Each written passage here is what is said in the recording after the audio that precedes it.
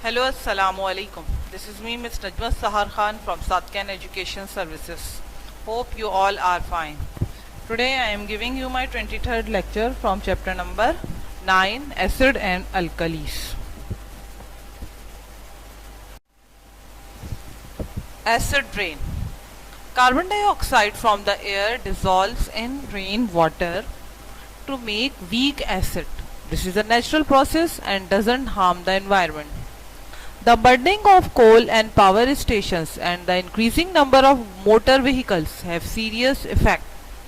Sulfur dioxide is produced when coal and oil burns and is released into the atmosphere, is dissolved in rainwater to form sulfuric acid. This is a strong acid to make the air more acidic. Acidic rain harms plant and water life and limestone. अच्छा, acidic rain. Due to the high environmental pollution, acidic rain are formed.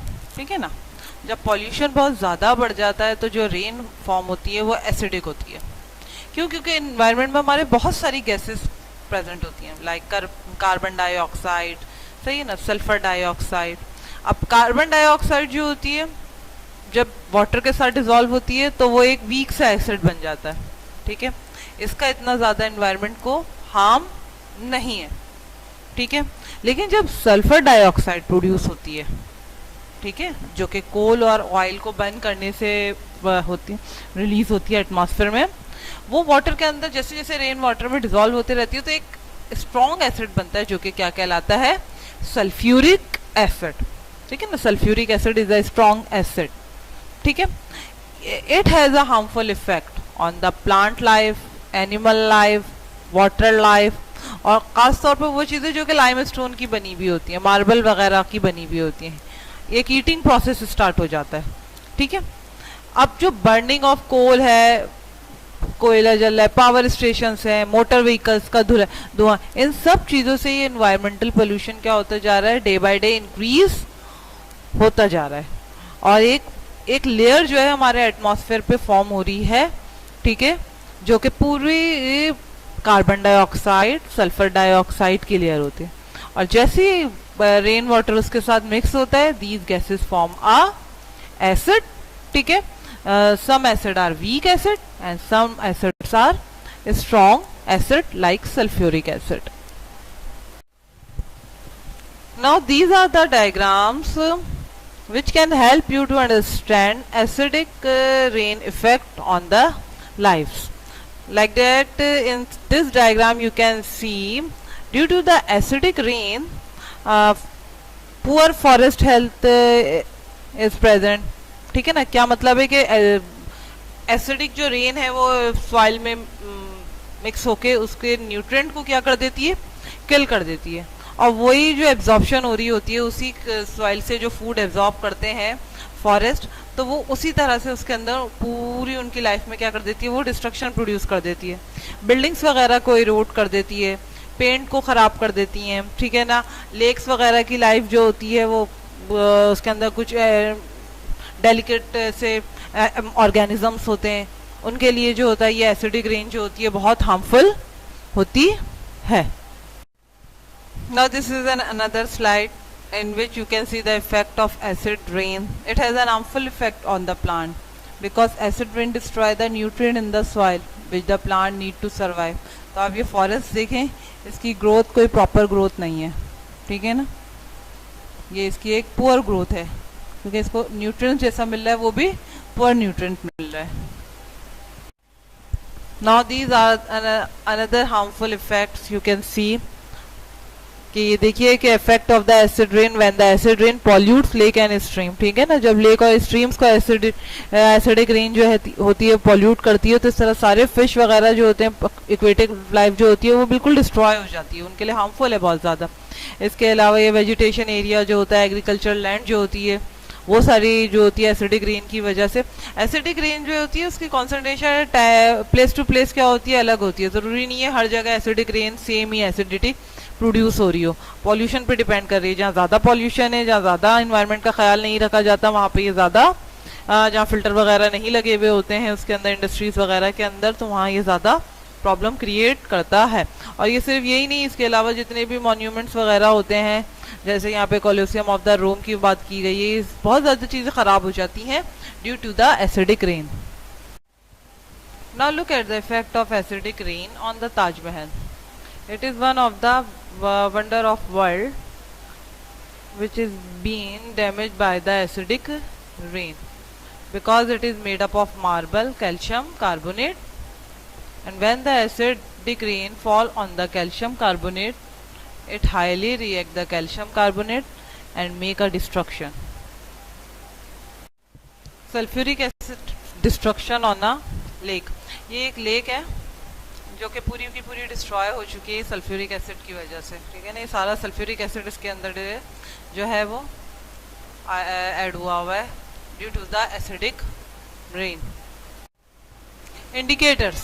N indicator is a dye that changes colour when it is put into an acidic और an alkali and shows whether a solution is acidic और alkaline. अच्छा, indicators जो होते हैं वो die होते हैं, ठीक है ना, और ये हेल्प करते हैं to know whether the solution is alkaline और द एसिडिक, ठीक है ना। हमें नहीं पता, अगर कुछ सोल्यूशन रखे हुए तो कुछ इंडिकेटर्स होते हैं वो डिफरेंट कलर्स देते हैं एंड डिफरेंट सोल्यूशंस। अगर डिफरेंट, जैसे एसिड में उनका कलर डिफरेंट होगा और अल्कली में उनका कलर डिफरेंट होगा, ठीक है ना। तो अगर आपको नहीं पता whether the solution is acidic और alkaline, so you can use to identify the nature by using indicators, ठीक है। जैसे इंडिकेटर कौन कौन से हैं? लिटमस, फिनोफ्थलीन, मिथाइल ऑरेंज और ब्रोमोथाइल ब्लू, ठीक है। ये आपके पास इंडिकेटर्स हैं जिनके कलर एसिड में कौन से होता है? लिटमस जो होता है वो रेड कलर होता है एसिड में, जबकि अल्कली में उसका कलर कैसा हो जाता है? ब्लू हो जाता है। फिनोफ्थलीन जो होता है एसिड में कोई भी कलर नहीं देता, लेकिन अगर उसको हम अगर अल्कली के सोल्यूशन में डालें, अल्कली में डालें तो वो पिंक हो जाता है। मिथाइल ऑरेंज एसिड में ऑरेंज कलर का शो होता है, जबकि अल्कली में येलो। और ब्रोमोथाइल ब्लू जो होता है वो येलो एसिडिक में होता है और ब्लू अल्कली में। तो इनको हम डिफरेंट कलर के इंडिकेटर्स को हम डालते हैं और इस तरह से you can identify whether the solution is alkaline और acidic. Litmus. Litmus is an indicator. It is blue purple dye which comes from small plants called lichens. Blue litmus paper is used to identify an acid. It turns from blue to red. Red litmus is used to test alkali. Red litmus paper turns blue in an alkaline solution. In neutral solution, litmus doesn't change color. अच्छा, litmus जो normally हम commonly use करते हैं, आप भी lab वगैरह में अगर एक्सपेरिमेंटेशन करेंगे तो फिनोफ्थलीन और लिटमस ही यूज़ करेंगे। तो लिटमस क्या होता है? एक इंडिकेटर है जो कि ब्लू पर्पल कलर की डाई होती है, ठीक है ना। और वो एक प्लांट से इसको एक्सट्रैक्ट किया जाता है, इस डाई को, ठीक है, जो क्या कहलाती है? लिचेंस। अब ब्लू लिटमस पेपर जो होता है वो यूज़ होता है आइडेंटिफाइड एसिड करने के लिए, because it turns from blue to red, क्योंकि अगर एसिडिक होगा तो अब वो ब्लू से किस में चेंज हो जाएगा? रेड में। Red litmus is used to test alkali.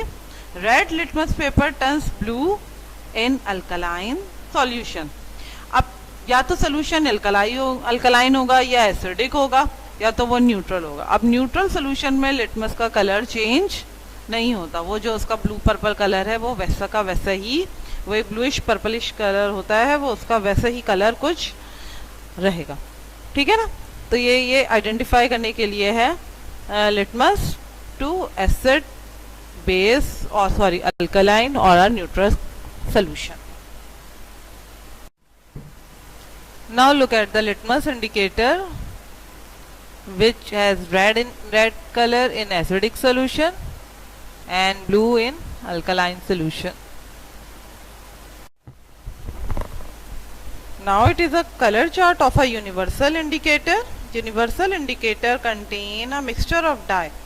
It changes color depending on the pH of the solution.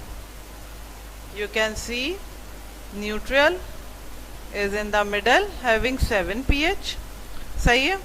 फिर वो डिक्रीज हो रहा है टुवर्ड द एसिडिक साइड. ठीक है, जितना ज़्यादा डिक्रीज होता जाता है उतना ज़्यादा स्ट्रॉन्ग एसिड है. और जैसे जैसे कलर अल्कली की तरफ जा रहे हैं उनका कलर भी चेंज होता जा रहा है 14 की तरफ. स्ट्रॉन्ग अल्कलाइन सोल्यूशन है. सही है. पीएच के अकॉर्डिंग इसके कलर्स है. हम अभी पीएच को डिस्कस करेंगे, लेकिन ये देखिए अलग अलग है. ये जिस तरह से उसका जैसा सोल्यूशन है वैसी ही उसकी कलर्स हैं. ठीक है. एसिडिक रेंज जो है 1 till 7 है. 7 पे न्यूट्रल हो जाता है. 7 till 14 जो होता है वो अल्कलाइन की रेंज है. अब ये देखिए ये पीएच स्केल है. PH scale start from 1 till 14. ठीक है. बीच में 7 जो होता है वो न्यूट्रल होता है. 6, 5, 4, 3, 2 1 एसिडिक साइड है. सही है. स्ट्रॉन्ग एसिड कहाँ होगा? 1 पे होगा. सही है. जितना डिक्रीज होता जाता है उतना स्ट्रॉन्ग होता जाता है. और बेस साइड पे क्या है, जितना ऊपर 14 की तरफ मूव करेगा वो स्ट्रॉन्ग बेस है. यानी कि कॉर्नर्स जो होते हैं वो स्ट्रॉन्ग होते हैं, और जैसे ही कॉर्नर से न्यूट्रल की तरफ मूव करते रहते हैं वैसे ही वीक होते रहते हैं. ठीक है ना. अभी बहुत सारी डिफरेंट चीज़ें हैं जिसको शो किया गया है कि कौन सी चीज़ें अल्कलाइन है और कौन सी चीज़ें एसिडिक है. जैसे सबसे पहले न्यूट्रल पे आप देखें वाटर है. Pure water is a neutral. ठीक है. उसमें कुछ भी नहीं है तो वो प्योर वाटर है. अगर हम दोनों जो साइड पे देखें milk, milk has a very weak acid. Weak acid है. इसी तरह एग में वीक अल्कली है. फिर आप देखिए यहाँ पे कॉफ़ी है. फिर टोमेटो जूस है. ठीक है. अब जैसे जैसे सिट्रस फ्रूट आता जा रहा है, सिट्रस फ्रूट, अब जैसे कॉफ़ी वगैरह, कॉफ़ी का मतलब है ये सारा ग्रुप, ये चाय वगैरह का जितना ग्रुप है वो भी एसिडिक ही होता है, लेकिन उसकी इतनी ज़्यादा पीएच नहीं है, वो इतना ज़्यादा हाई एसिड नहीं है. फिर सिट्रस आ जाता है, वेजिटेबल जैसे टोमेटो वगैरह. ठीक है. जो भी इस रेंज में होंगे वो 4 pH पे आ गए, यानी कि ये भी, लेकिन इसकी अब एसिडिटी बढ़ती जा रही है. फिर एप्पल जूस आ गए. ठीक है. अब एप्पल से रिलेटेड जितने फ्रूट्स होंगे वो भी एसिडिक हैं क्योंकि उनमें एसिड है. फिर लाइम्स आ गए. लाइम्स में ये सारे ऑरेंजेस वगैरह वो भी एसिडिक हैं. ठीक है. जैसे ये कौन है आजकल, पीचेस हैं, एप्रिकॉट्स हैं, ये सब चीज़ें एप्पल और ये लाइम और इन सब के बीच में. नंबर 1 पे कौन है? Gastric acid. गैस्ट्रिक एसिड यानी कि हमारे स्टमक में जो वो आते हैं एसिड है वो, that is called gastric acid to kill the germs of the stomach. ये सारी एसिडिक रेंज है. अगर हम अल्कलाइन रेंज पे देखें तो एग है. सबसे पहले एग है, सबसे कम बेसिसिटी उसी की है, या अल्कलाइनिटी उसकी है. फिर बेकिंग सोडा वगैरह है. फिर हैंड सोप है. तो ये इस रेंज के. ब्लीच है. एंड में एसिड्स या अल्कली, सॉरी, एंड में कौन है? कॉन्सेंट्रेटेड अल्कलीज हैं जिनकी सबसे ज़्यादा अल्कलिनिटी होती है, that is around 40. Now strength of acid. The strength of an acid is measured by its pH. Every acid contains hydrogen ion. The lower the pH number, the stronger the acid.